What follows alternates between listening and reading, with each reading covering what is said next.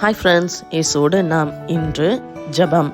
88ஆம் சங்கீதம் 13ஆம் வசனம் இவ்வாறாக கூறுகிறது, நானோ கர்த்தாவே உம்மை நோக்கி கூப்பிடுகிறேன், காலையிலே என் விண்ணப்பம் உமக்கு முன்பாக வரும். ஆமாங்க, காலையிலே எந்திரிச்ச உடனே நம்ம என்ன பண்ணணுமா, முதலாவது தேவனை தேட வேண்டும். ஏன்? அவர் நமக்கு ஜீவன், சுகம், பலன் எல்லாம் கொடுத்து பாதுகாத்ததற்காக அவருக்கு நன்றி செலுத்த வேண்டும்.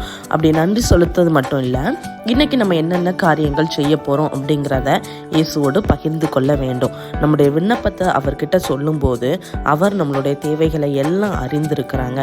நம்மளுடைய பதிலுக்கு நம்மளுக்கு என்ன தேவையோ அதோட பதிலை அவர் தர காத்து கொண்டு இருக்கிறாரு. அதனால காலையில எந்திரிச்ச உடனே ஏசப்பாவை நோக்கி கூப்பிடுங்க.